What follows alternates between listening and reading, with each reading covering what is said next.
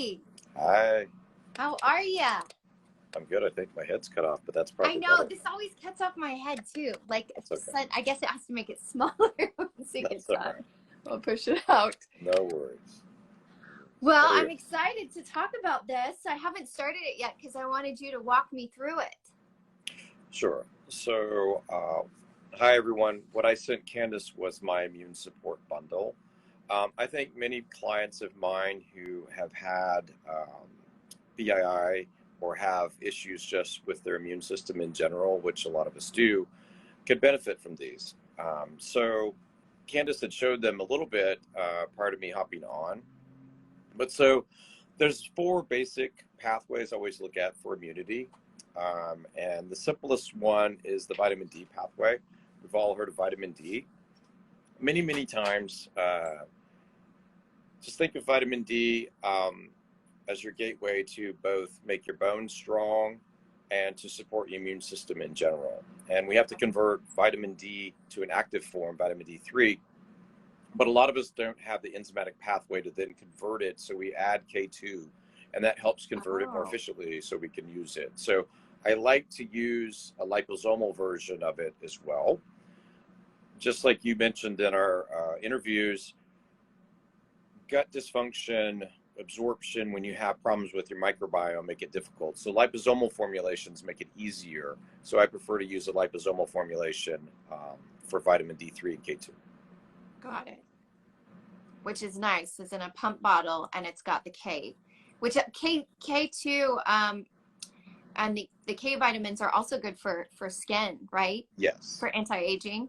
Yes. Awesome. We are all about anti-aging at my place. So. I'm all about that too. Awesome. Okay, so that's what the liposomal vitamin D K is for. Okay. And then what's next? So everybody's kind of, since we talked about anti-aging and beauty in general, everybody asked me about glutathione. And so glutathione itself, if you were just to take an oral glutathione, you may have difficulty with absorption. So once again, I try to get this into a liposomal formulation. Okay. Ours doesn't taste particularly unique or anything. It's pretty gentle in terms of taste. A few sprays under the tongue, but a lot of the breast implant illness community doesn't detox well. So Right. Everybody talks about how we are able to handle toxins, whether they're environmental or physical or from the devices. Glutathione helps us manage and detox within our cells.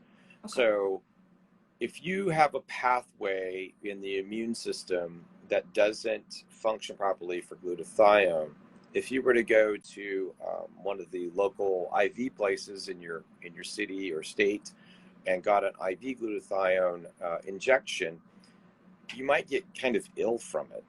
Wow. You need to have the enzymatic capability to manage glutathione. So when they give it IV, it can be a little complicated. And I actually, when I was early in my career of taking care of breast implant illness patients many years ago, I would get patients referred to me who got sick during IV glutathione therapy from their integrative practitioner or their functional medicine provider, or they went to just a local IV place because they were told that glutathione would help them detox. When you do it in a liposomal formulation, one, that's a very, very small amount. And 2, it's being absorbed by your gut, not given IV. So there's not nearly the issue. Now, everybody still needs a little bit of glutathione to help with detoxification. Okay. Wonderful. That's very interesting because I have heard of people that have been very sensitive to the glutathione injections or IV and right. That's why. Didn't know why. So yeah. That's an enzymatic issue that our testing through DNA testing will identify. Okay, great. And I also want you to explain that after we go through these. Okay, so next is, let's see, we have the methylation and the mitochondrial. Sure. So methylation is near and dear to everyone's heart because they all know about the MTHFR gene at this point. Everybody's heard about it. We have nice names to refer to it, but we won't say those live because they're not nice. The methylation pathways are important for DNA repair. And so Okay. that sounds a little complicated, but everything that goes on in your cells requires, it's requiring your DNA. And there's constantly things that need to be repaired. Maybe more importantly, though, I think of methylation. When I have people who methylate poorly, they stay inflamed longer after surgery. They take longer to recover. Mm-hmm. You may Yep. also have an illness, whether bacterial or viral. There's a famous viral illness right now that you may take long to recover Yes. from, and may have something called long, blankety blank viral illness. Many people who don't methylate well, including your friend Sonny, Yep. will have that problem. Yep. So if you want to help, with detoxification, decrease inflammation, taking something to support methylation will help take B vitamins in a methylated form already so you can better utilize them. If you can't methylate well, like I can't, if Right. I were to take a regular B vitamin orally, I wouldn't really absorb it and be able to utilize it properly. Got it. Got it. So this is formulated in a way that people who don't methylate well are able to absorb the B. Right. The Bs are methylated. Great. Awesome. Always wondered what that meant. Okay, now mitochondrial. Right. So the mitochondria, right, they're the ones, the parts of the cell that create the energy that we use on a daily basis. Think of if your cells are producing a lot of energy, you're creating what's called oxygen-free radicals. Fancy words, but think of vitamin C as something that helps take care of those. Okay. So this formulation is to help in those patients who need more antioxidant help. So once again, if you can't detoxify because your antioxidant pathway doesn't work well or it's not being satisfied completely, this supplement helps in that form. Okay, great. Okay. Which is pretty much anyone dealing with BII, all of these issues, which is why you created this bundle. So that's why this bundle exists. It's really to support all four of the pathways that we identify through genetic testing for immune function. Okay. And absolutely also after Explant, because all of these pathways aren't, you're not going to all of a sudden have, these issues aren't going to go away. You're going to have this support. And that's right. I think a lot of folks ask me, like, when can I come off of a supplement you got me Right. started on? And I always ask, well, are you doing better? And if the response is yes, then I say, well, instead of removing that, why don't we try to work on the next thing to make you feel even better? It's not a matter of always taking things away. I think if you already suffer from or have immune support issues, you want to keep those things that are causing the issue or that you don't have. You want those supplements all the time. Right. And then you want me to figure out other ways to help you, not take things away. Right. Absolutely. And then you have other packages and bundles in your online store, correct? Right. I actually took we had several different pre-op and post-op bundles that we just combined to one now. So okay. Many, pre-op and post-op bundles have to be adjusted because you don't want to have people taking things that are going to lead to more bleeding before surgery. So we've actually extracted those out of our bundle. So our bundle can be used pre-op or post-op. So you can pick it up at any time. Okay. So that's one that's commonly used. I will have people, especially out-of-state clients, start on that right away, like I did just a little while ago, actually. And then they can carry that out as long as they need to prior to surgery. And they don't have to be pulled off of it. It'll have things to restore and heal the gut lining, increase their protein content, and then the immune support supplements that we had already discussed, as well as something for detox that has quite a bit of zinc in it. Oh, okay. Okay. So are all of these okay to take prior to surgery? Or Yes. Are there anything that could be? No, those are fine. The things to discuss with me prior to surgery are things that we use sometimes for adrenal assist. They'll have more ginkgo biloba or something like that in them. We don't want you taking ginkgo biloba prior to surgery because ginkgo biloba decreases platelet function. Okay. And then if someone maybe isn't able to do surgery yet, but they're interested in doing the genetic testing and getting on some of your formulations, is that's something that they're able to do from your online shop as well? Right. So what we've if it's that scenario, we have free discovery sessions, so I can speak with folks about how they should start the process. Right. Sometimes I'll hear, the stories and have different, avenues. I do agree that almost everybody would benefit from knowing their genetics, unless there's something really that they are concerned about not entertaining. But there's, in these reports, it's not a report that's going to tell you about a predisposition so much for breast cancer or for another disease process. It's going to give you insight into really inflammation in your body. So vascular inflammation, immune problems, gut problems, things that you can really create a plan, implement, and just start leading your best life. I mean, that's the goal. The other things, I find people have a lot of trouble with sleep, myself included. So I genetically have something that makes it so I don't sleep well. So I created a sleep bundle that works for me. And so I think, if you sleep well, you eat better, we get you on the proper, supplements, we know your genetic testing, then I can always help you do better and feel better. We want you to look as good as you feel. Oh yeah, absolutely. So what are those different tests that you offer? Right, so we have 5 different tests right now that we'll utilize. One's a food sensitivity test, an LCAT 250. So it's an IgG blood test that looks at 250 foods. And so when you have food sensitivities, like mine's eggs. So if I eat eggs, Mine too. So my stomach will swell. I'll look like an M&M, lots of skinny arms and a round body. The next blood panel we do is really a comprehensive one, and that one is to look at as many systems as I can at one time to determine, like, you had liver problems, so we would see that on your blood work. We would see a low blood count, which we don't operate on folks with really low blood counts or anemia. We'd have to correct that. Okay. If they had thyroid dysfunction so severe that we needed to address it, we would probably send them out initially and then bring them back when they were stable. We do our own initial hormone balancing, and I know there's probably some controversy about this, but you do need a certain amount of estrogen, progesterone, and testosterone in your system to recover properly. So my bent towards looking at hormones is to help you recover in the most efficient manner possible.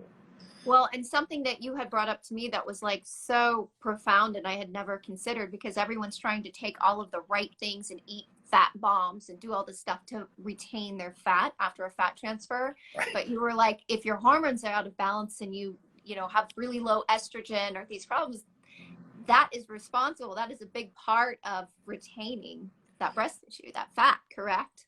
Yeah, today I just had a consult about a fat transfer to the breast, and people ask me, like, why do your fat transfer results differ, or your rates different than others? And fat transfers are done hundreds of thousands of times every day around this world, and the most common place they put it is someone's butt. Right. Now, a woman doesn't go into a plastic surgeon's office anywhere in the world and get told that half of her fat transfer to her butt will fail. If that was the case, then nobody would go get a butt lift. I mean, why would you do that? Right. But that is commonly said now about fat transfers to breast. And so if you think of that coupled with face, where no matter how little fat you put in the face, it all heals. Right. So you have to be extremely judicious with where you place fat. Otherwise, if you look at patients over time that had fat transfers to the face, they all get bigger faces, because over time we gain weight, we don't lose it. Right. So what is the issue with breast? And so obviously the breast tissue is under hormonal influence of estrogen and progesterone. And so if you look at a premenopausal female, someone will say less than 35, no children, etc., their hormones should be fine. Right. Meaning their levels are appropriate for their age. So if you do a fat transfer anywhere on that person's body, from one place to another, it should be fine. Right. And it is Mm-hmm. pretty much all the time because their hormone balance is as it should be. So if you follow the logic, all I'm trying to do is get you back to more of a balance you had in your 30s, 40s, Yep.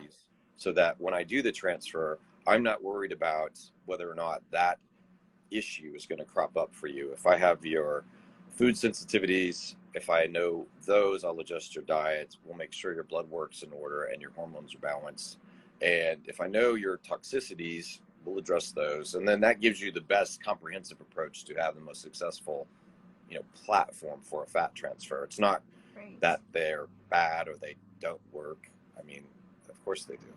Yeah. Yeah. Well, I just thought that was so like, duh. How come I never thought about that? I mean, it's estrogen affects breasts greatly. I mean, we know just through what our hormones do throughout, your cycle, how they Right. go up and down and everything. So, yeah, affects the breast. So, Another thing that people don't really appreciate. So everybody's had the experience where a friend has told them they've lost weight and their breast deflated. mm-hmm. Well, that's somebody who had more fat around their breast tissue. And so conversely, you've had people say they can lose weight and their breasts never change. Right. So everybody has a fatty layer, and that's where a fat transfer goes. It doesn't go inside a breast, right? Yeah. It does not go in the breast. So Right. there shouldn't be a mammogram problem. Mm-hmm. There shouldn't be issues with fat necrosis and all these things that are bantered about. These are all the same things that exist when you do a fat transfer to the buttocks or a fat Right. transfer to the face.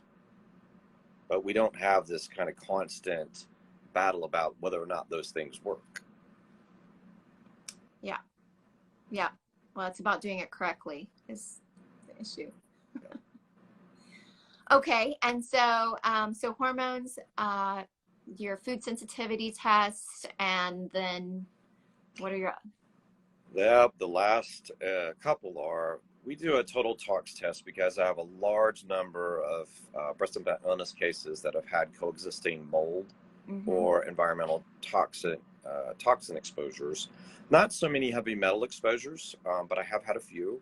So we look at all those so that we can just provide the most guidance. There are different ways to treat mold. There's different ways to treat a heavy metal issue like with EDTA. And then the environmental toxins, like phthalates, things that are, say plastics from the 70s and 80s were treated with phthalates to help make them firmer or harder.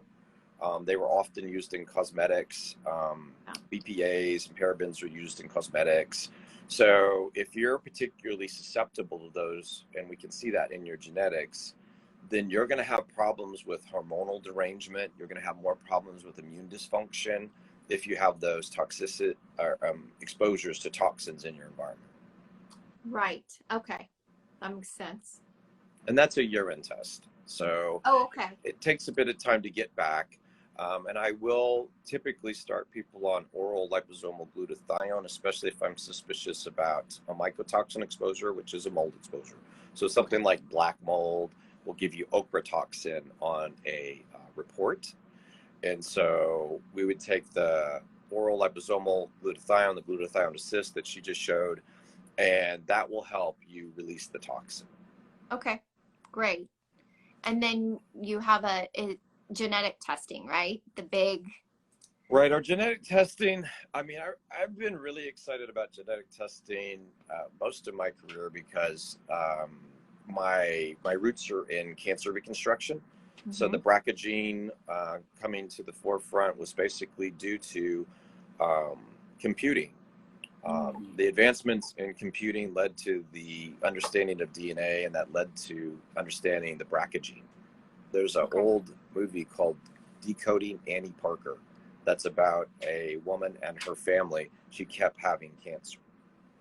Oh, wow. And it was because this whole family, her and her sisters, had the BRCA mutation.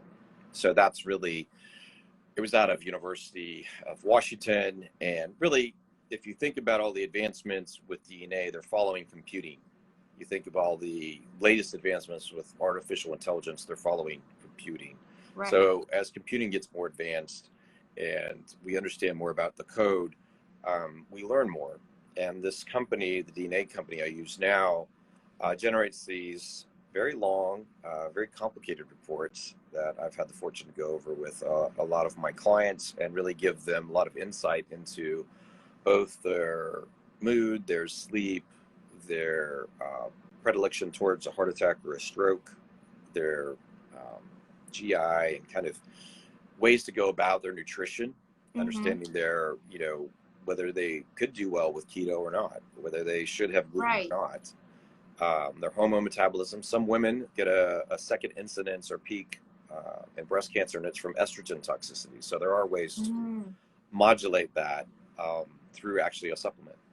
You can decrease the amount of estrogen so it becomes less of a toxin in your system. Right. The immune pathways are obviously near and dear to me because of what I do with breast implant illness patients and breast cancer patients. So I'm always looking at those critically. And I find the most bandwidth in treating those up front. And that's why I created that bundle. So even without those genetic tests, I'll listen to your stories, and I've heard them so often and then looked at the results from those cases. That's how I would take care of that client. Got it. Wow. So it's kind of like a manual, like your own. It is your manual. It's your manual. Great. That's amazing. And then do you also offer like a stool test? I think so. The last one is what goes in must come out. Right. And that's the, there's different tests. And the GI map is what we've been using. And so basically, I had a patient the other day call me and come in for a post-op appointment, and she was having a lot of abdominal pain. And this is months after our explant. So this is why we do this. In this example, we got her test back, and we went over it actually in person, and I actually did a hormone pellet placement for her. She had a lot of a particular bacteria that produces methane. And so methane's gas. And she would have lots of abdominal pain after eating. And so basically it's because of this bacteria that's built up in her system. So she has dysbiosis of her microbiome. And for her, she's asking me, should I do a different spore-based probiotic? And we use a lot of spore-based, but in her, it's actually going to make her a little bit worse. Right. Yeah. So we just adjusted her food. So she's going to have a little bit more condensed starches. She's going to have some fermented foods and take a slower approach to that. And so she feels better. She's got balanced hormones now. This last little bit is her gut and trying to get that microbiome balanced out. Yeah. Wonderful. Yeah. It's, it goes in stages. Healing's not all at once. So it's really great to have. My experience, even with the greatest explant surgeons, is there's just, most of them, it's just, they take the implants out and then you're on your own. So to have someone that understands all of the multifaceted parts of healing, especially to do with BII and just the issues that come after explant, is really incredible. And I think that it's amazing that you created this line and offer all of the testing and things so that women can get well. So we'll announce it. We'll announce it for your audience. This is my holistic accelerated recovery program. So all the testing we do and the things we offer in terms of supplementation and genetic, it's not counseling in the way that we're going to prevent, some specific process. I want to make as much in terms of lifestyle changes, diet changes, and through holistic supplements, you can change a lot of what's causing immune function issues or dietary issues, especially once you get your gut healing and just systems aligned. Yep. Amazing. Awesome. All right. Well, It's always so good talking to you, and I'm going to I'll share this live on my page, and then also we'll edit it and put it up on my YouTube with links to your store, and then of course anyone can reach out to you and schedule consultations if they are looking to take the next step in their healing journey, if they're ready for Explant. Amazing. People travel from all over to see you. You don't have to be in Austin. So Zoom makes everybody a lot closer for me. yes, absolutely. Well, thank you so much for doing this, and I'm excited to get started. I wanted to have you walk me through them, and yeah, all things that I need. So amazing.